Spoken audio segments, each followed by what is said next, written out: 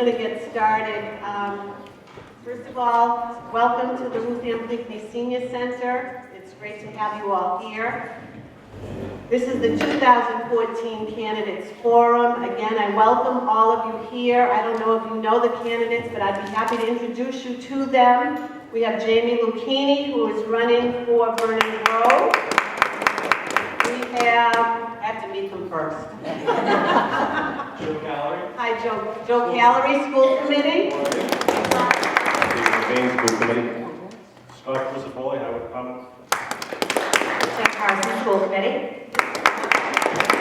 Kate Mastroianni, Library Trustee. Melissa Astmas, Tax Collector. Teresa Medina Dias, Tax Collector. Highway Department. 1 year old, Board of Health. John Harrison, School Committee. Thank you for coming to the candidates. Okay, let's get started. This is an annual event so that our seniors can make informed decisions when they vote on Tuesday, April 1st. Each candidate will be given 5 minutes to make a presentation. So we'll start at one end of the table and we'll work our way down. Jamie will come up. He'll speak into this microphone. This microphone is for the TV.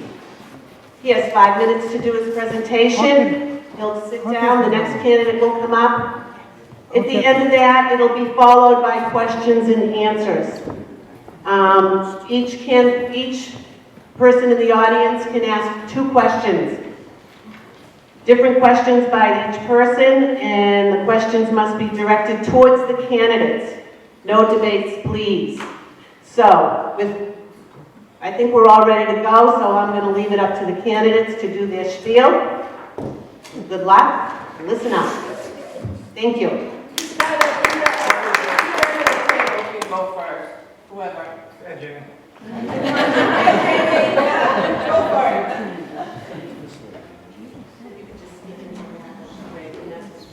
Good morning, everyone. I promise I'll be brief. My name is Jamie Lucchini. I'm running for the position of Vernon Grove trustee. I am running unopposed, so I don't want to take up any time for these people that have races to do. Basically, what I'm here to say is I've been a trustee for the last 6 years. I was elected 6 years ago. I'm employed at the Milford Highway Department. I'm a graduate of Mount St. Charles Academy. And I feel too often people get elected, especially in little positions like a cemetery, and they go off into the distance and you never hear anything from them again. And I would just like to take this opportunity to once again thank you for your support 6 years ago, that I'm still there. And I just wanted to update you on some of the goings on there that we've accomplished over the last 6 years. I've been chairman for the last 5, and one of my bullet points when I first had run was the employees they used to get laid off in the winter, and I was never in favor of that. I was adamantly opposed to it. One of the things I wanted to get accomplished was to do away with that. And I'm proud to say, here we are 6 years later, we now have 52 employees down there. They take care of all the plowing in the winter. They assist the highway department in plowing. And that, fortunately, I was able to accomplish something I went at. And I just wanted to thank you for your support and hope to continue to represent Vernon Grove for you people as best as I can. Thank you.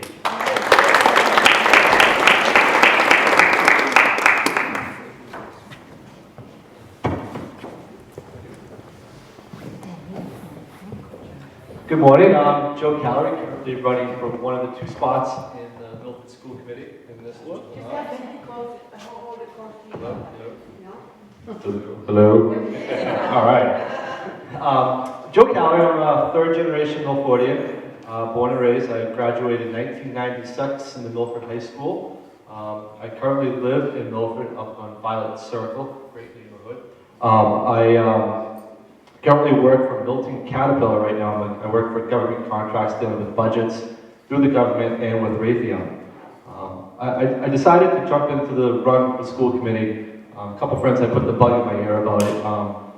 My son right now is in 2nd grade at Brookside, and my daughter is a year and a half. So I'm going to be committed to this for the next 14 years or so, doing all sorts of stuff with the school. And I feel like it'd be a good time for me to stop being a participant in that and helping out the kids and my kids as well. Not a politician. I'm not looking for make my resume any better than it is now, or being a town politician. This is just something I wanted to do, and it went out again. And I feel pretty good and comfortable about my issues and everything. You know, we get the new Brookside School that's coming along, I'm sorry, the new Woodland School that's coming along, and that's a huge thing for this town. I mean, it's $60 million, you know, that you guys voted for, and that's awesome. It's going to be a good thing for our students. You know, we'll be able to bring in more kids from out of town, you know, school choice. So it's a good thing, and I want to be a part of that, and I'm looking forward to it. It's one of the reasons why I've been involved in this. Thank you. Wasn't 5 minutes, but sorry.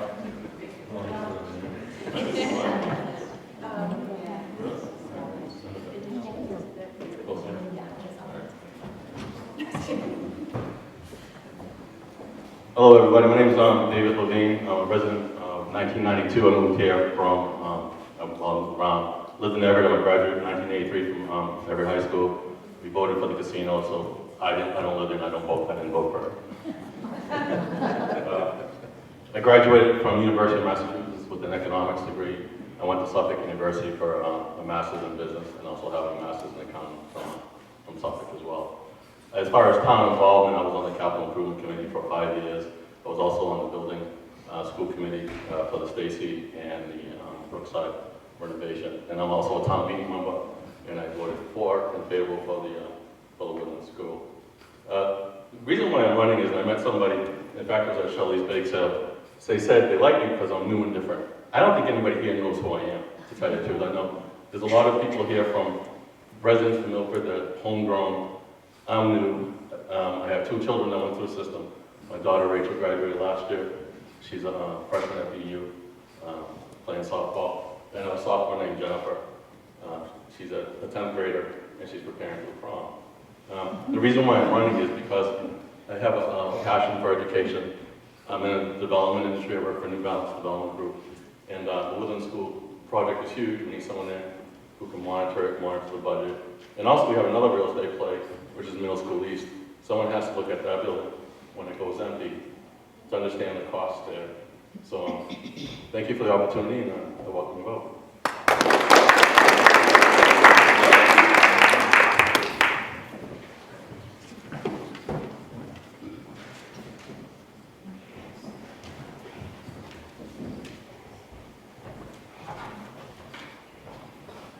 Good morning.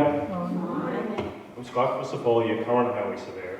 I've held this position for 6 years and have a Milford Highway Department career that lasts over 20 years. Learning from the ground up, I've performed every job capacity and operated every piece of equipment. These are challenging fiscal times for all of us. They require the Milford Highway Department to continue to go all out, to do more with less. It's all about working the best with what you have, not spending time remoting what you don't have.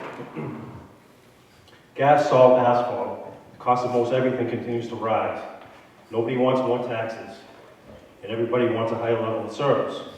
So how do we deal with these challenges? 2 words, persistence and technology. We must continue to persist in elevating our expertise in the latest roadway technologies. This makes the Milford Highway Department even more capable and efficient in achieving our most important goals. To provide you with the safest, most convenient roads, sidewalks to travel on. To keep moving ahead, expert road knowledge is a must.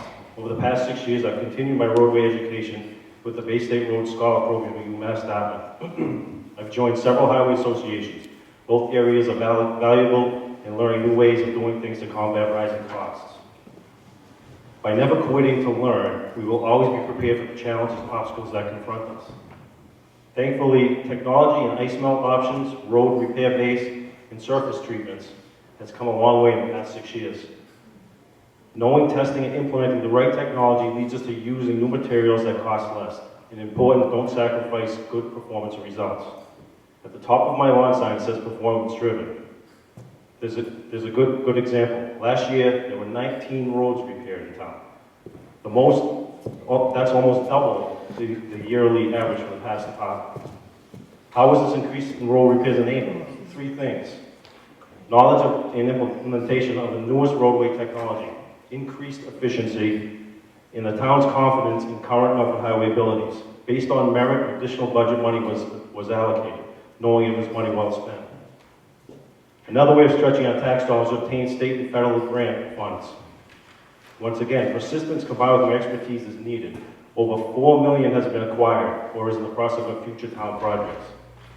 I personally really enjoy the job and take pride in it. I get a lot of satisfaction solving problems for the town and its residents. I also like the challenges of the job, and there are many. This winter seems to have never ended. Today, finally, hopefully. But it's a good feeling when you can beat them. Professionally, I have the advantage of all my experience over the past 2 decades, but you're not voting for the past. You're voting for the future benefits you want from your Milford Highway Department. With a Scott Crisafulli-led highway department, it's all about the future safety and convenience. We will continue to go all out to find ways to give you what you deserve. Thank you.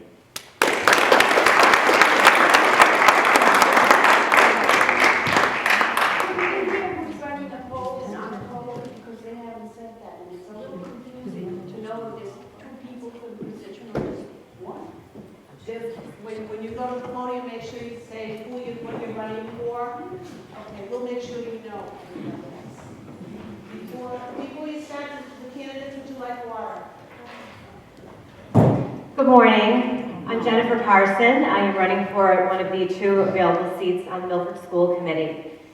I've been a resident of Milford for the past 17 years with my husband. I am not a lifelong Milfordian. I was raised in Rhode Island. However, my family has always had close ties to Milford. The Maclo family is where my mom came from, and she moved to Rhode Island when getting married, but it was like a homecoming for me, having been to Milford so many times growing up, moving back here with my husband 17 years ago. Right now we have 2 children in the Milford Public Schools. My daughter Eva is a 5th grader at Stacy, and my son Ben is a 2nd grader at Brookside. I've been involved in a number of things in the town of Milford, mainly having to do with the schools. I am a school council member at Stacy and a school council member at the Woodland School. And I've been on the advisory board for the community use group for the past several years as well. And my children have really benefited from that organization in lots of different ways and programs that they offer. I am currently a principal, an elementary school principal in the town of Northborough. I've been there for 3 years, and prior to that, I was a principal in the Hopkinton Public Schools for 7 years. My undergrad degree is from the University of Rhode Island, and I have a master's degree from Lesley University and another graduate degree from Bridgewater State University. So I'm a real believer in public schools.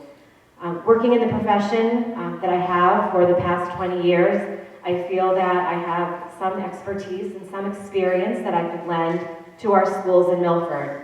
I'm up on what's happening in curriculum. I'm part of the budget process when we sit around the table and figure out what do we really need, what do we have to have, what do we want to have, and what can we do to work collaboratively with our town and our town finances to make all of that work for our children.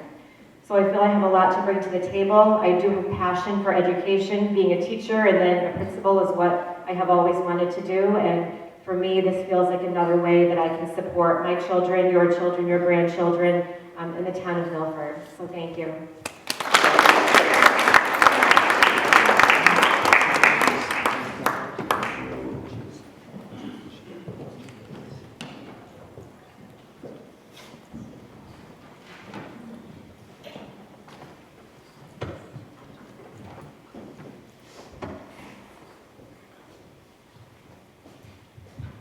Good morning.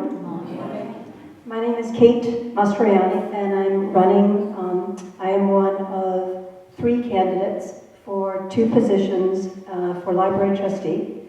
I have been a trustee for the past year. I was appointed by the Board of Selectmen to fill a vacancy. And this is going to be short and sweet.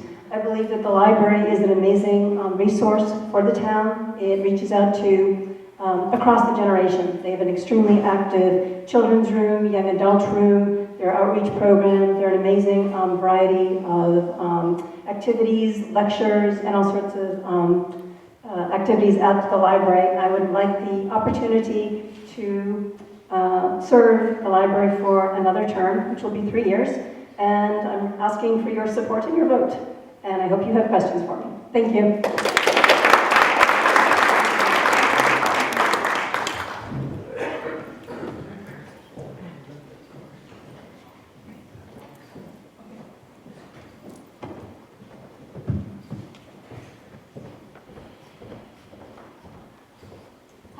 morning. My name is Melissa Alex Tomas.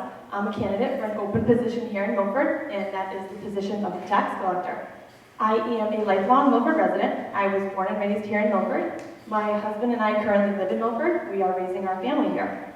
I am a graduate of Milford High School, class of 2000. I am also a graduate of Suffolk University. I have my bachelor's degree in business management as well as a paralegal certificate. I'm a Massachusetts real estate licensed salesperson as well as a notary public, and I am bilingual. I fluently speak Portuguese, so I am not only able to translate and communicate with our Portuguese community here in Milford, but also our Spanish and our Brazilian population. I am looking forward to this opportunity. I believe I can bring many benefits to the tax collector's office. I am very excited for this opportunity, and I respectfully request your consideration on April 1st.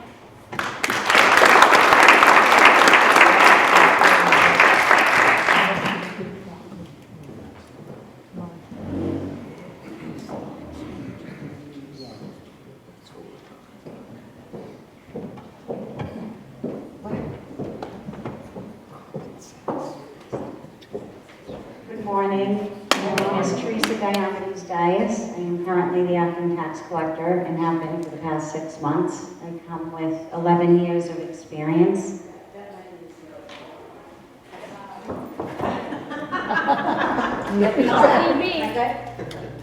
I've worked for the town of Milford for 11 years. I've worked for 5 years in the Board of Assessors office as the assistant to the assessor administrator. I have worked for Paula Fortin, very closely with her in the tax collector's office for 6 years. She's an excellent trainer. I've worked with all aspects of the tax collector's office with her. I have 22 years of banking experience, which made the transition to the tax collector's office very, very easy. I've worked in customer service for 33 years, and I have lived in Milford my entire life, born and raised. My family roots go back about 90 years. I've been a volunteer at the Milford Food Pantry for 20 years. I've just taken a little break during this campaign, but I plan to resume my volunteer work with them. I respectfully ask for your vote on April 1st, and thank you very much for having me here today.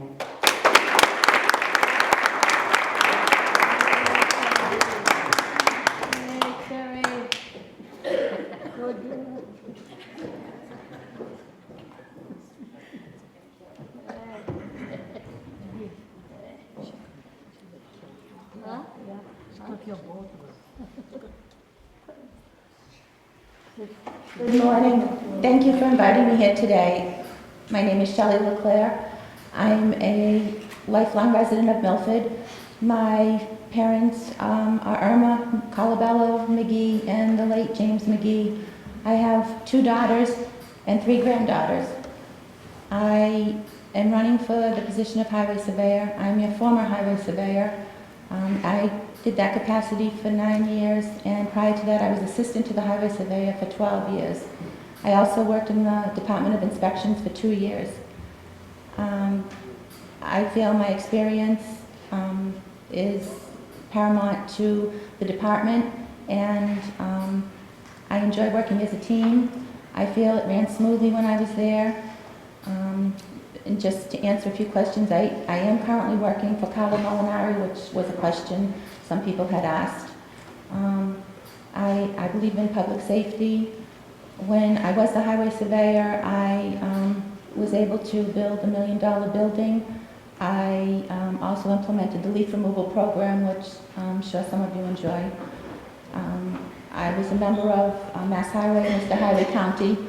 I'm a graduate of Milford High School, and I attended Cape Cod Community College. I also went to many FEMA and MEMA seminars and was able to maintain thousands of dollars in reimbursement money through that for blizzards and storms that we had over the years. I also was able to pave 94 roads and 119 handicap compliant sidewalks during my tenure. I acquired $42.9 million in Chapter 90 money, which the reimbursement requests were brought back in a timely manner so it wouldn't cost the taxpayers money for bonding or borrowing. And I just feel that accountability and accessibility are important aspects of the job, and I would like to bring that to the Highway Department, so I ask you for your vote on April 1st. Thank you very much.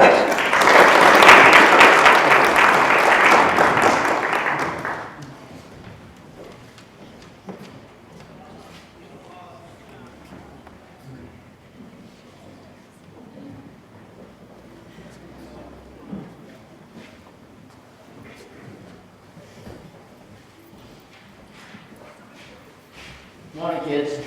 My name is Lonnie Izzo. I'm running for re-election to the Milford Board of Health. I am presently the junior member, 30 years experience. I'm also a professional health officer. Been in this field for over 27 years. It's a great job. I'm asking you to vote. I think it's important that even though we don't have any opposition, that I do come and meet with everybody. Deem it an honor to serve you. I don't feel as if we should take it for granted that even though we don't have any opposition, that I shouldn't be here, but thank you again.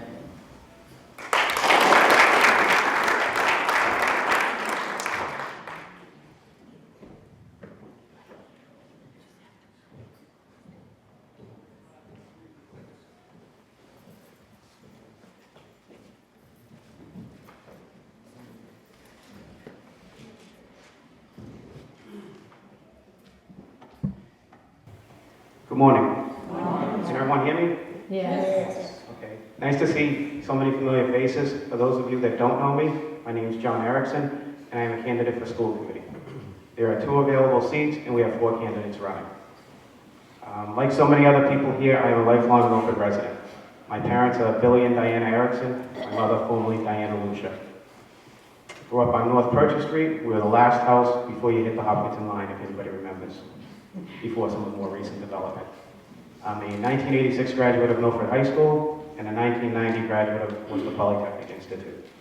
Following college, I joined my father in his electrical contracting business and did that full-time for over 20 years. In 2004, I became the Assistant Building Commissioner for the town of Milford, and in 2011, I was appointed as the full-time Building Commissioner, which is what I serve as today. Recently, I just completed construction of a new house at 10 Roosevelt Avenue. I am running for school committee because I feel the school system is an integral part of the community. I am committed to the community, not only the children, but the school system as a whole. I feel that it affects social and economic development. I have no children. I have no agenda. I am an unbiased decision maker, and I look for your support on April 1st. Thank you.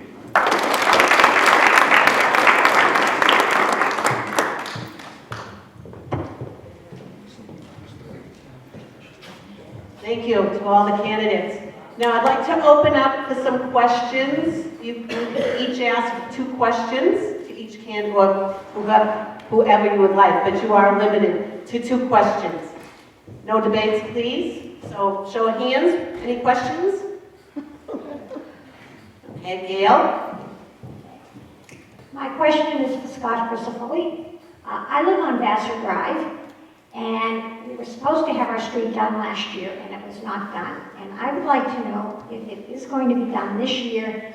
Ever since I've lived there, which is 45 years, it's an ongoing problem in the wintertime. The drainage on that street is awful. And even last week, when a friend of mine took me home, the bottom of the street was so covered with ice, she was slipping and sliding, getting around. And would this problem be corrected if and when the street is done?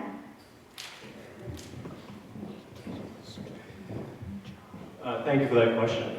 Last year, the governor of Massachusetts gave us a Chapter 90 funding above and beyond what we normally get.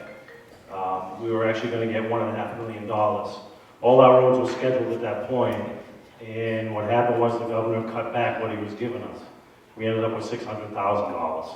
So a lot of the pre-scheduled work, which was your road, was staked out, ready to go, you know, all set, what we had to do, including fixing the drainage, and we had to cut back. So now it's on this year's list to be done after July. Thank you.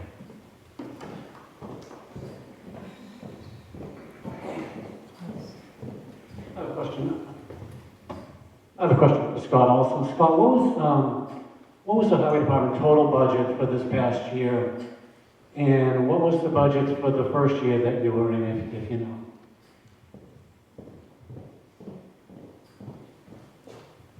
The budget this year is about 2.4 million total.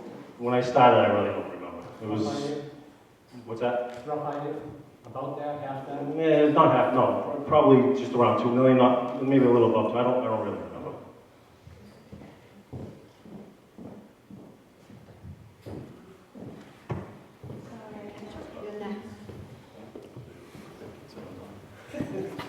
My name is Mike Vesconti. I have a question I actually have two questions.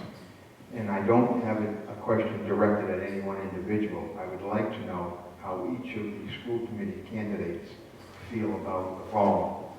Currently, there is a handbook that the school uses, and the handbook is, with respect to ramifications for violations and so on, very discretionary on the part of whoever is supervising it. I would like to see, I think as a lot of people would like to see, the handbook be more definitive in terms of what the ramifications will be if violations occur. And I'm wondering how each of the school committee candidates feel about making that handbook far less discretionary and far more objective.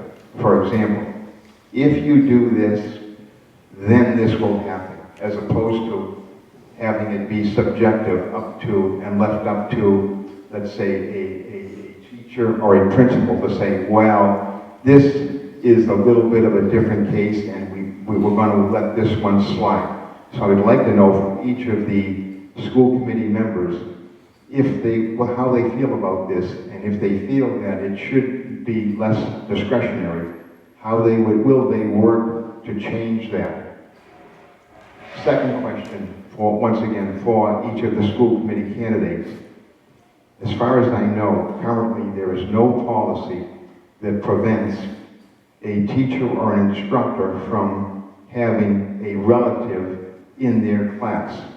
I'd like to know how the school committee candidates feel about that, and if they feel that there should be a policy in place where no student will be in a class that is taught by a relative. Thank you. The school committee want to address that? Mike, I'm glad you talked about the handbook because Just repeat your name. my name is David Levine, one of the 4 members for the school committee. I'm with Joe, John, and Jennifer Parsons. My name is David Levine. Sure. The handbook is there for a reason, and it should be followed to the T. And I know the school committee now is working on cell phone issues, but if you look at the handbook, there shouldn't be any electronic devices in the school. I think the kids, when they bring their cell phones in, it's a problem and it's troublesome. I had a personal incident with my child having a cell phone there, and I was surprised that she was even allowed to do it. I was surprised she can text me during the day. It's a distraction to learning. It's in the handbook now, no electronic devices, the iPods, everything else that these children bring to school is not necessary. I only think it's necessary when it's an emergency. And when we grew up, we had no cell phones. Our parents were able to contact us somehow without a cell phone. So I think that we should look at the handbook, and the handbook should be followed to the letter of the law, or the way the policy is written. And if it's not, then they need to adjust it. And all children should be, no matter who they are, should be reprimanded, punished, suspended, whatever the case may be, based on any violation. There shouldn't be any preferential treatment for any child in the system, no matter who their parent is. As far as policies, as far as a child, I don't have a problem with that. It is a relative in the school, in the classroom, with as long as they're getting taught and learned in those preferential treatment, I think everybody's learning the same way. So as far as a relative, being in the classroom. I don't have a problem with that at all. Thank you. Joe Calery, running for school committee, just so you know there's four of us. Concerning the handbook, I haven't really read the handbook. I'm sure it's a lot different from when I went to school. I'm sure this handbook might be up to date, might be outdated. I know when I went to high school you couldn't wear a hat. Now I know these days you can wear hats. I mean, these rules and everything change with the times. Like Dave said here with the cell phones, they're trying to get new rules for the cell phones. So I think going over the handbook, getting recommendations from all the principals and teachers and find out what is and what shouldn't be in this handbook. And obviously stick to that. I mean, you can't be, Johnny did this, so we're going to let Susan get away with it. You know, obviously you got to stick by the letter. Policies, with relatives, I don't see why you wouldn't want to go to school with your mom and be in the same class, or your dad. I mean, I think that's one of the great things. I get to be with my dad or my mom all day and learn. I think that's a great opportunity for some students that don't have that. So I would not, that wouldn't bother me. Hi, Jennifer Parsons, School Committee. So in regards to the first question you asked about the handbook, there's not one handbook that fits all schools, first of all. So we have the elementary handbooks, we have the middle school handbooks, and we have the high school handbooks. And there should be differences in those handbooks because of the differences in the age of the children that they are serving and the schools that they are serving. I just sat on in a Stacy School Council meeting yesterday, and they're updating their handbook. And one of the challenges they're trying to do right now is combine the handbook for Middle School East and Stacy, because eventually those two schools, as we all now know, are coming together. But the handbook, the most important part, and I'm speaking from experience as a person who sits every day and figures out what will the consequence be for whatever infraction crosses my desk, there has to be flexibility within a handbook. Yes, I agree wholeheartedly that we have those handbooks for a reason. There are practices and policies in those handbooks that need to be followed. But in my experience, there is rarely a time when there is a case that is black or white. And lots of our times, teachers and administrators, sometimes we feel like we're part of the PD because we're conducting investigations and we're trying to figure out from a bunch of children what really happened here. And then you have to make a decision that's fair and equitable and that matches the infraction. So with that, you need to have handbook language that gives the administrator some flexibility in your decision making. However, it's got to be in that handbook because the first thing that happens when you have a problem and you do decide to impose a consequence is generally the parents come in and say, why did you do that? And my child didn't break a rule, and we need those handbooks to guide us. So we have order and organization in our schools. And furthermore, so we have expectations for our children. As for the second question that you asked about children being in a class with a relative, also in my experience, I don't feel it's the best practice to have a child in a class with a relative. However, I would not be in favor of a policy not allowing that because sometimes it's not avoidable. You may have an AP course at the high school that's only taught by one person, and the child may need to end up there, or you may have a child who needs a certain kind of service, and the relative happens to be the only person who can provide that. So as a practice, we like to keep things as objective as we can, but sometimes there are just situations where it will happen.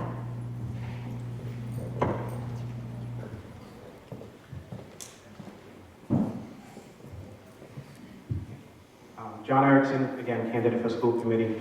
To the first point about having strict guidelines for punishment, I don't think that necessarily has to be handbook material. The handbook is necessary, but to have it too detailed and strict may not achieve the results that we're looking for. The consequences of punishment, if you will, is really just to achieve results and the goal. You know, in my full-time job, I enforce the town of Milford zoning bylaw. The consequence of having an unregistered vehicle is a fine of up to $300 a day. That's the last thing we look to do. What we're looking to do is to achieve results. So to have strict consequences, I don't think achieves the best results. I think you have to look at each situation, each child involved, and look for the administrators to make the best decision on how to deal with something.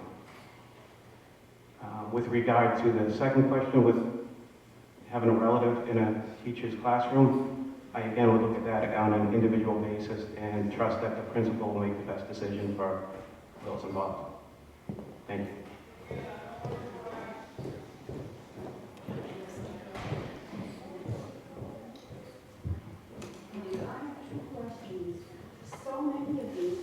So many of you have your fingers in many pies because you're very talented people, and I want to know, do you feel that you have the time to devote to the job? I mean, it sounds as if some of you are overcommitted and maybe overwhelmed by all these duties. So I'm really curious to know whether you feel you can handle the extra meetings, the extra, thinking about things, the extra decision making, and all that.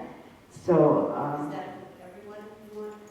Well, I was especially thinking of the school committee and also all this business about which streets to fix, having been on the street where it was a maze to avoid the potholes, but especially the school committee, because I think that requires a lot of thought and it's really super important. So that was one question. Okay. And the other question is, again for the school committee, I feel that there should be more teaching of tolerance in Milford, in the country really, but this is Milford, so is there anything being done to teach tolerance? I know there are some, I believe, even free materials that you can obtain, but there just is a lot of prejudice in this country, and anything that we can do and start young to counteract that would be wonderful.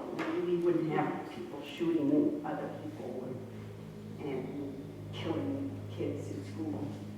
So those are my two questions.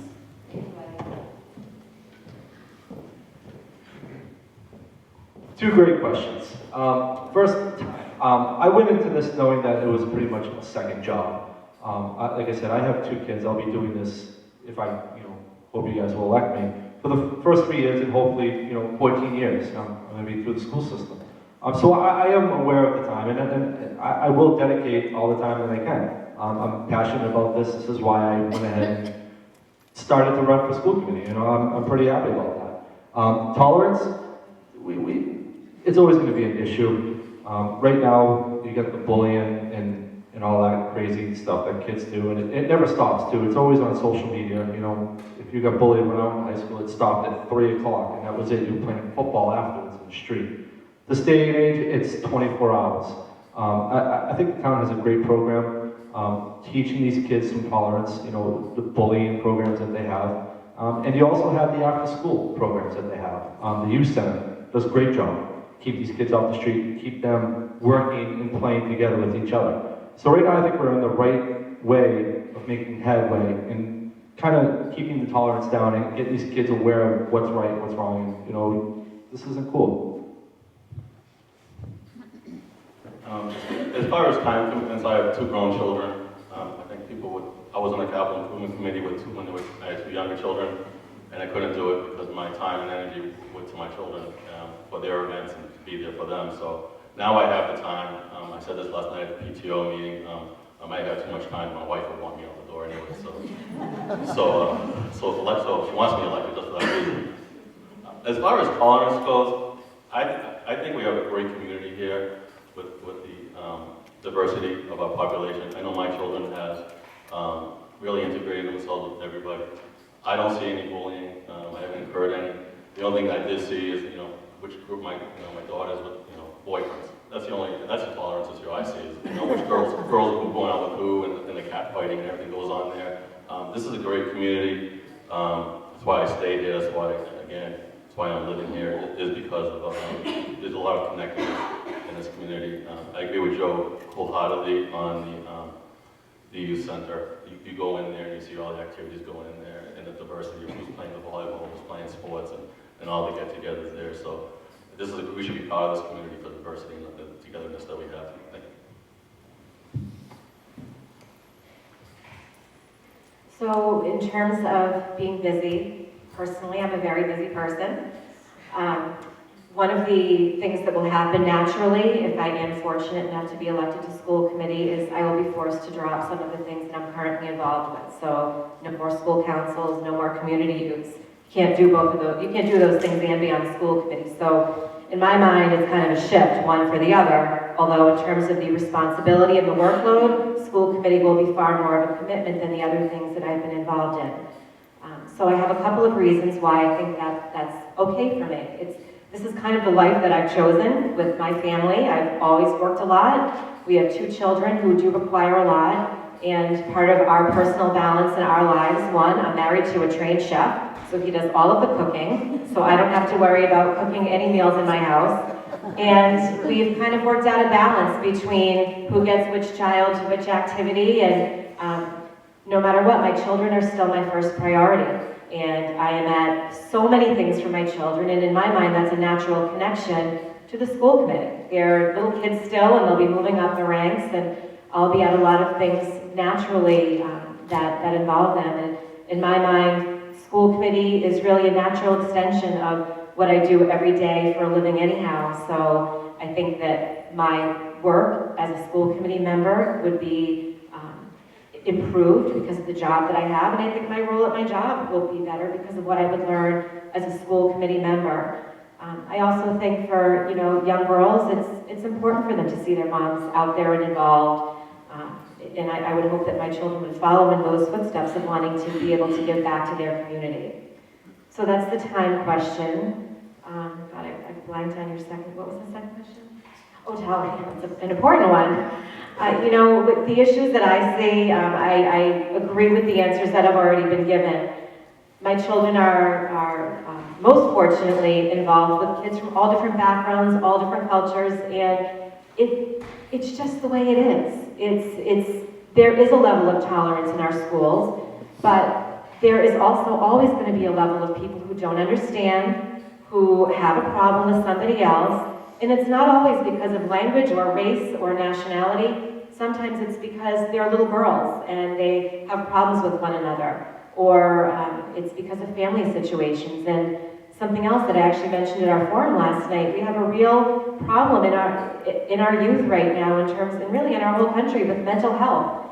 And that's really an area that we need to be focusing on. We have kids that come from some challenging situations and they do not have the skill set to manage those. So there are things that we're teaching in our schools, like a program called Zones of Regulation, where we teach kids to regulate the way they're feeling and the way they're acting. Or we have a program we use in a lot of our schools called Social Thinking, where we say to kids, what do you think other people think about you? Everyone's thinking about you when you talk. What kind of thoughts do you want other people to have about you? And those are programs that I have seen pockets of beginning in Milford. And those are the kind of things we want kids to be aware of, who they are, what they're saying, why they're saying it, and how they're impacting others. So I fully agree with you. It's a really important skill for all of our kids to develop.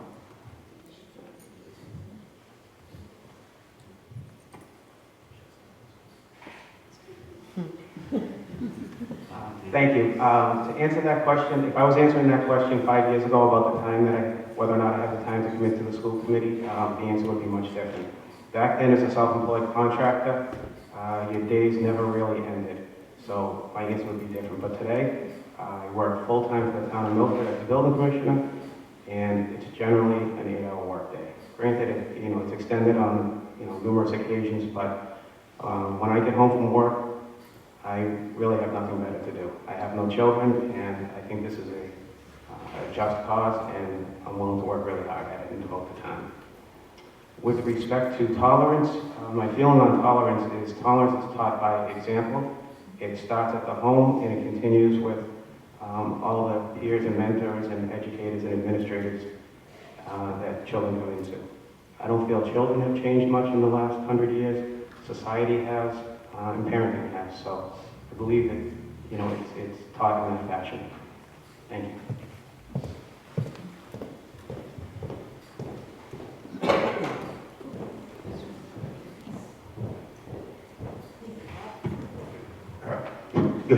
Thank you.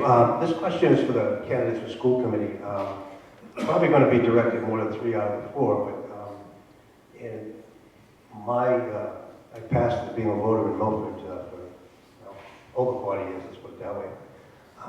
All the candidates were very passionate and very, very excited about their being on the school committee while they had children in the system. Outside of a couple of that I can think of in the past 45 years, every one of them has gotten off the school committee once their children got out of the system. It seemed as though they either got burnt out or they just lost that passion once their kids weren't in. So if you wouldn't mind commenting, again, the three that have their children, Mr. Erickson wants to comment on that, so that's fine. But I'm more concerned about the candidates now that have kids. How are you going to feel when your children are out? You're still going to have that passion and that excitement. Just briefly, I'll comment that I think the fact that I don't have children at all in the school system, definitely gives me a unique perspective from most of the other candidates. Thank you.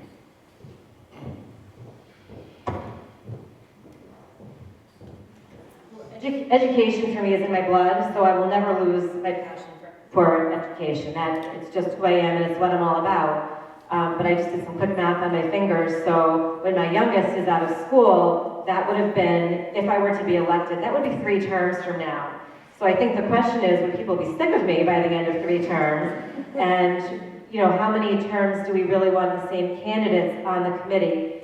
And I don't know the answer to that because I don't have that crystal ball, but I think the quick answer is there's no possible way I will ever lose passion for either serving my town as a school committee member or perhaps in a different capacity. I'm a town meeting member now, and that's a new position for me also, which really, yes, it has something to do with schools, but it's a lot more broad of an elected position as well.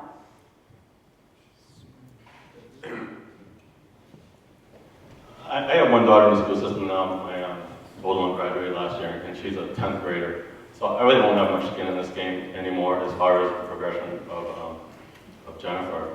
I'm in this because I want to see the school system be successful because as a homeowner, as a taxpayer, our economy is driven by a great school system. So that's why I'm in this, is because I want to see the home values maintain where they are. I want to see our tax dollars work properly.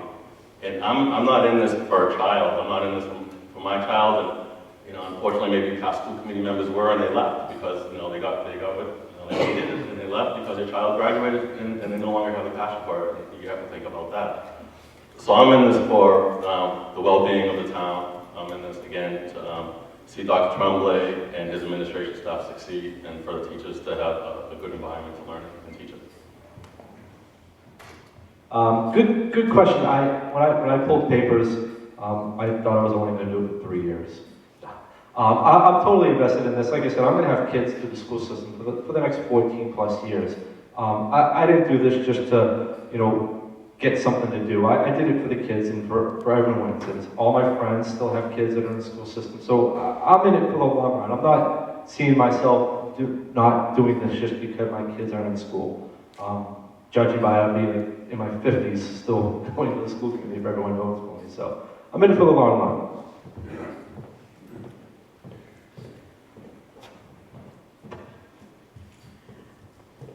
My name is Maria Lance, and I think I'm going to ask the question to Sheila. Sheila, when you left your job, you told the Milford residents Scotty is the right candidate for the job. You support him 100%. And he's doing a great job for the town. And I've been talking to people, they're happy with his job. My question is, if you loved your job so much, why you left us?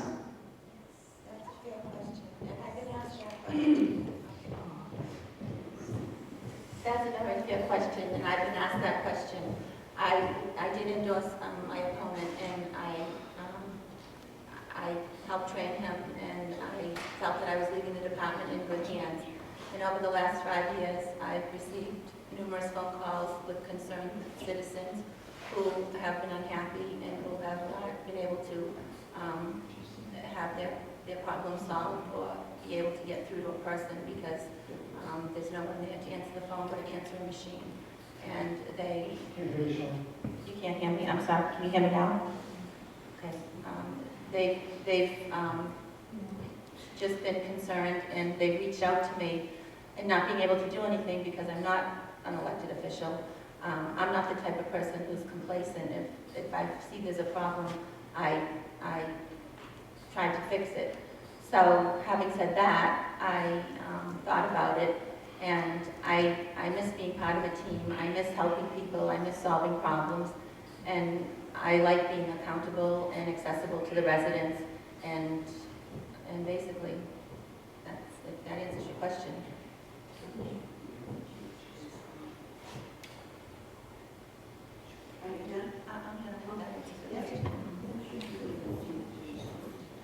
No debates.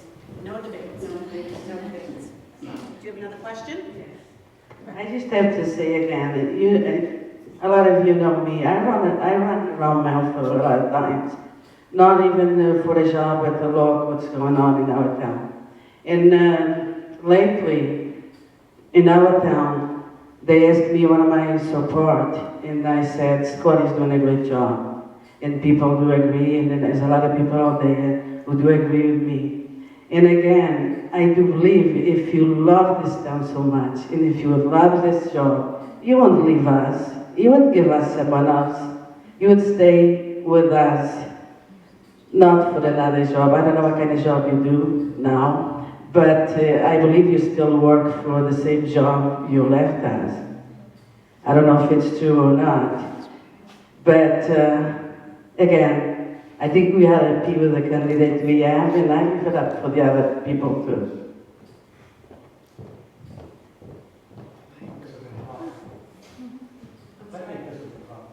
Was that a question? I don't mind answering her question. It's a question.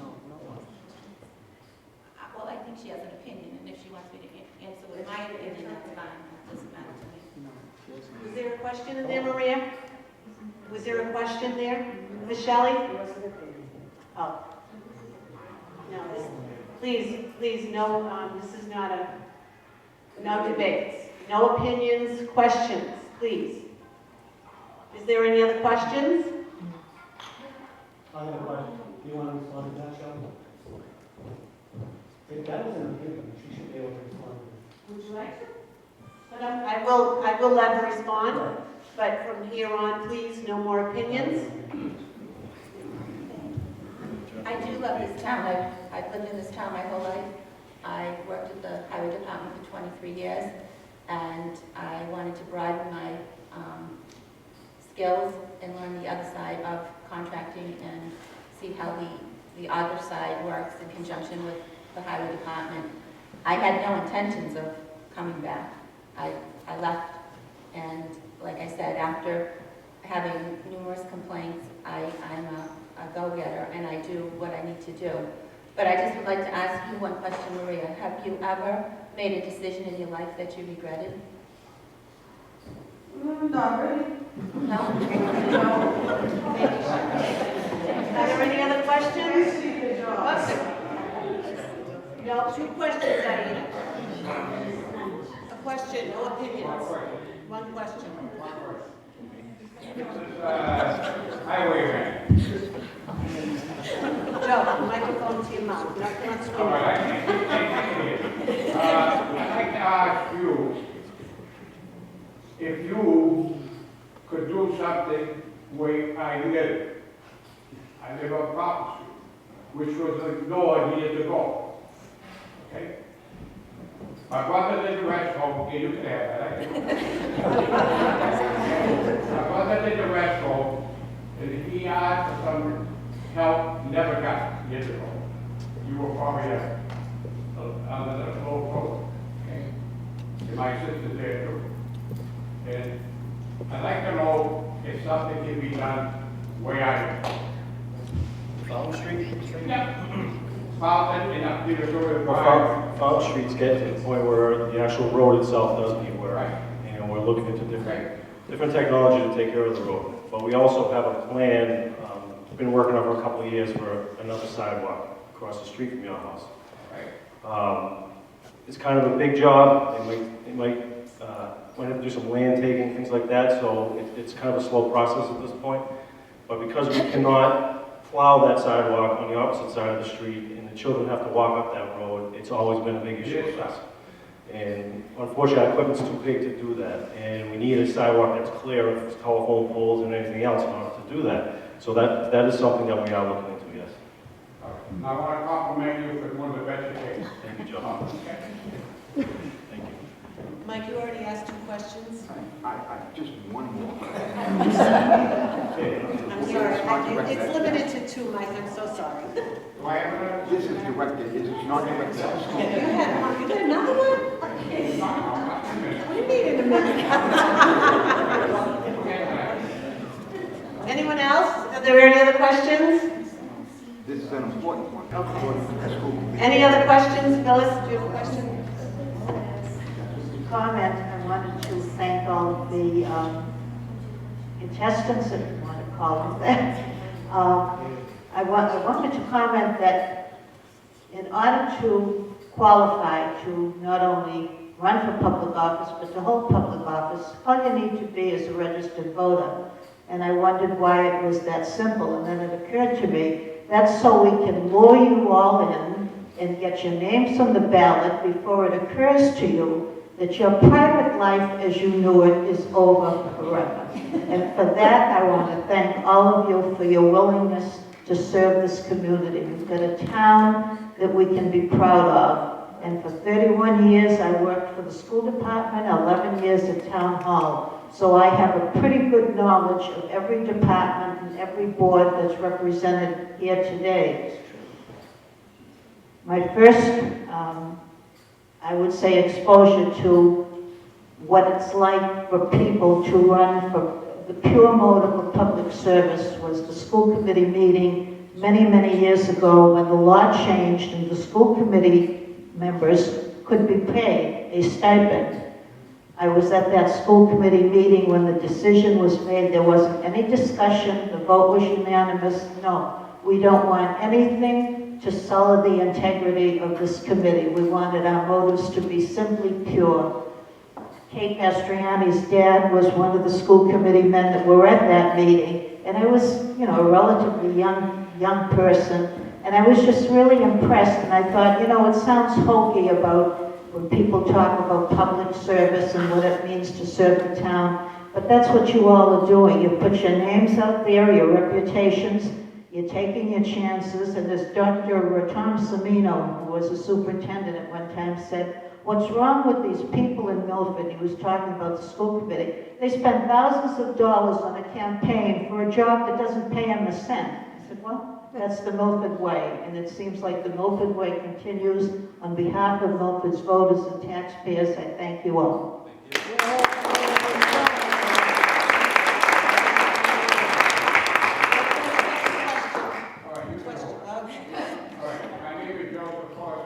I worked in the private sector for 30 years at school as I was. I don't have any degrees in anything, okay? I started from bottom, came up. I worked in the school system, I think it was 12 to 15 years, then I retired from it. I worked at all the schools. I was mostly at Woodland School, I was in charge, then I was down at Brookside. So I know all the schools, okay? I want all you gentlemen to ask me, or answer my question about a new school we have, okay? What do you people think about the new school and how it's being built? Answer the question.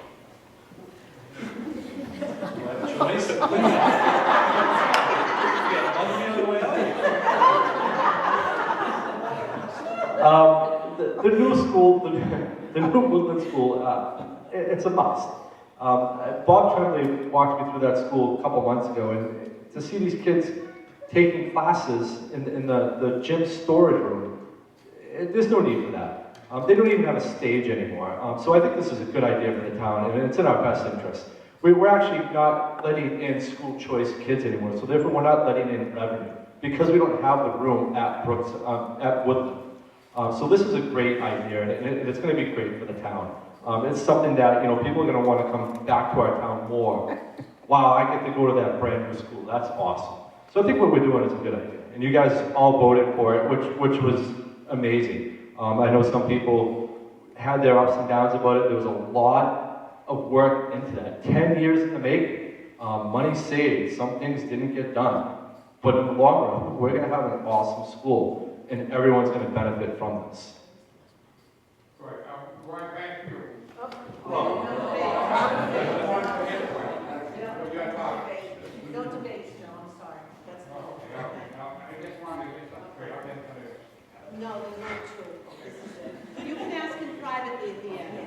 which I have no problem. Mike, you can do the same thing. At the end, you can ask your candidates any question you have, but not during the public Well, I forum. could, but the other people here will not have the benefit Well, of the response.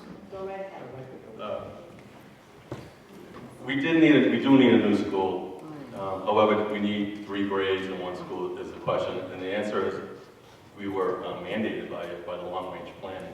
So the reason why we have 3 grades in there now is because of long-range planning that was done approximately 10 years ago. So we're stuck with the long-range planning. That's why we have a 3-grade middle school. A school. The question becomes: are we building too much? Is there going to be too much bells and whistles in the school, or do we just build a school that meets its needs? Does a turf field go in there? Do we need a turf field or not? What's the advantages of having a turf field? But more importantly is that the long-range planning means that we don't have anybody at Middle School East. Now that building's going to go dark, and people are going to have to realize what we're going to do with that building. So there's going to be costs to a building that's going to be empty. So we have a great school system on one hand, and then we're going to have a great school building on one hand, and we're going to have a school that maybe goes dark. We don't know what we're going to do with it. Is it going to be for central office? No one knows. Problem is, no one knows. So when the school committee said, okay, we're going to build a school, great, we put all our attention to it. Problem is, they weren't looking at Middle School East. So when I was at the Brookside tour, I asked the question, do we know the cost? What are the cost savings for a new school? They don't know. How much is it going to cost to have Middle School East dark? You still need to maintain it. It still costs electricity costs, heat costs, pipes bursting. What's that cost? I don't know. So that was one of the major impetuses for me to run, is because you can't make decisions without what I don't know, we'll find out later. So my background is in development, my background is in real estate. I look forward to being on the school building committee to monitor the budget and know what risks and exposures are, and I know what real estate plays are. Thank you.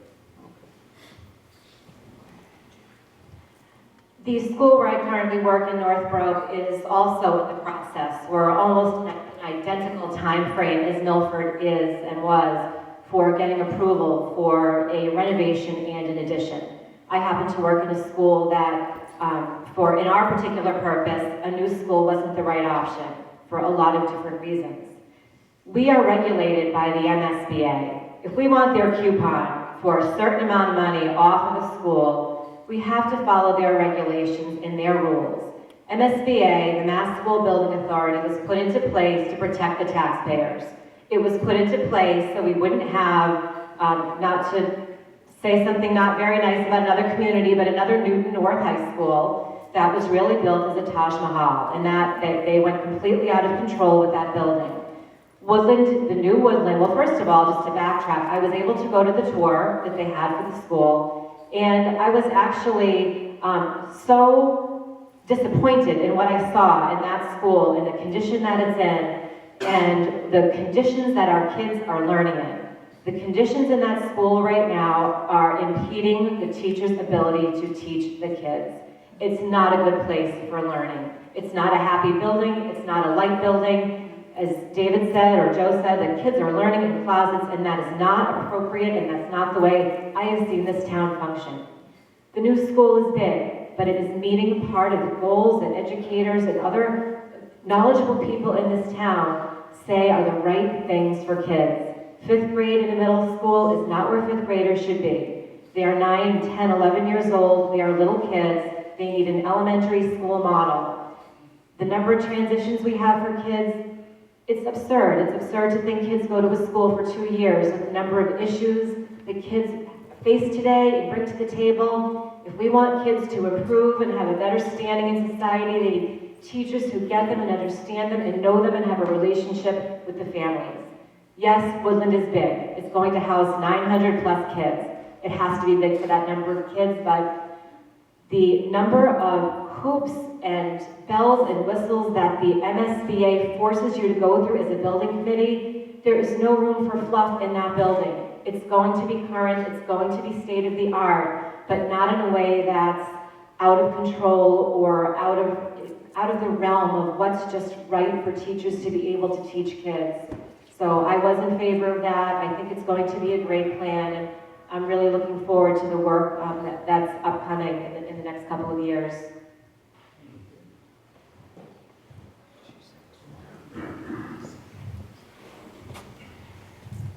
Thank you. I believe Joe's question was more to the design of the building, not whether or not we need a new woodland school. I think everybody here, at least us four candidates, are in agreement that we totally need a new woodland school. But with respect to the design, there is a fantastic architect, HMFH Associates, who is doing the design, and the proper design of the building is critical, and then the proper construction of the building is critical. We have a great construction management team, Sean Construction, who is overseeing things as well. So I think we're in really good hands with who we've hired already. Any more questions? Is that it?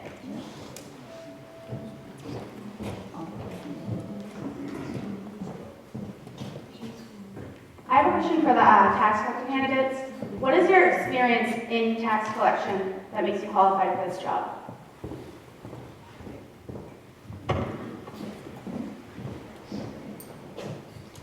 As you know, currently I'm not in the office. I am a candidate for tax collector. Prior to coming to the town of Milford, I did work at Thermoelectron Corporation. I was the sole accounts receivable clerk in the department. I was responsible for collecting, posting, and reconciling over $1 million a day.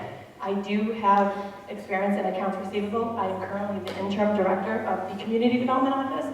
I am responsible for securing, administering, and managing and expending millions of dollars in grant funds that are federal grant funds, state mandated for a municipality.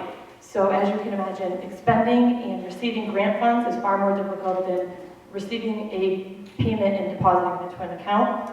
I am no stranger to large transactions and large cash deposits, as well as reconciliation and quarterly reports. I have completed courses in tax collection and assessing. I have management experience. I know how to manage a budget. Tax collection is a lot more than just taking a payment over the counter and depositing it into an account. Every penny that comes into that department has to be accounted for. All receipts, checks, cash has to be tied out at the end of the day. We turn over to the treasurer's office on a weekly basis. We currently have 32 accounts that all money has to be broken down into. It gets broken down into fiscal year. It gets broken down into whether it's real estate tax, personal property tax, warrant fees, registry fees, interest, demand fees, or personal property. On a quarterly basis, those 33 accounts have to be reconciled with the accountant's office. We accept commitments from the assessor's office. You cannot accept a $56 million commitment from the assessor's office if you don't know if it's correct or not. You have to know whether, if a property was being taxed for the preliminary billing, why it is exempt for the actual billing. You can't assume that the assessor's office has not made a clerical error in their data entry. So there are a lot of, there's a lot under the tax collector's umbrella, and it's just not standing up at the counter collecting money and depositing it into account.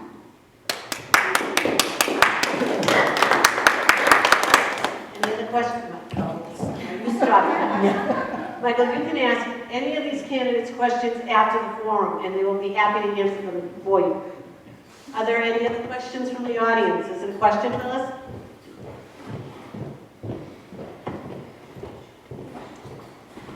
For the school committee candidates, I'm just curious, starting with Memorial School in 1959, every time a school building was built, a lot of talk about the construction costs.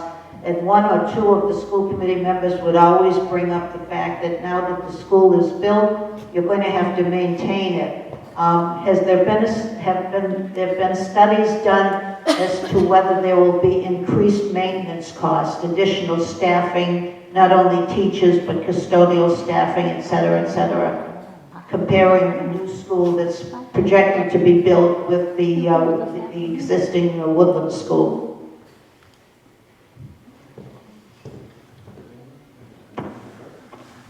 That was the exact same question I asked when I went on to the tour. And the project manager at the time said, no, they're didn't have anything yet. They were looking into it, but there was going to be cost efficiencies involved. They didn't do a pro forma. I would have liked to see a pro forma to see what the new cost of that building would be compared to the cost of the old building, and see if there's tax savings there.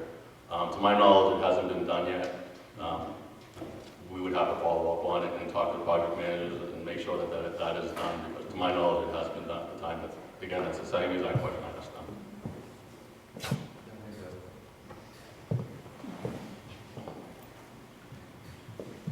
I can't really add more than David has said. I think it's obviously a question that we need to look into. There'll be some efficiencies that we're aware of, but in terms of the exact dollar figure and comparisons, I don't have that.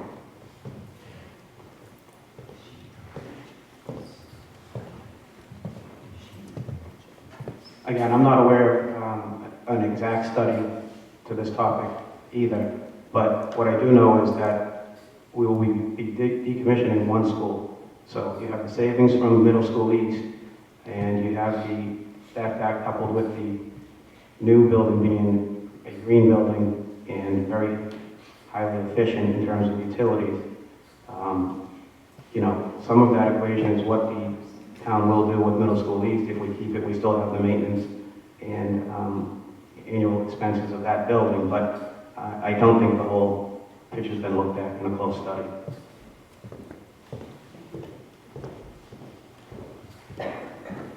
No, Michael.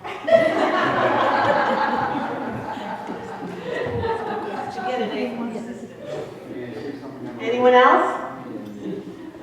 All right, well, I'd like to thank all the candidates for coming. I think this is a very good forum.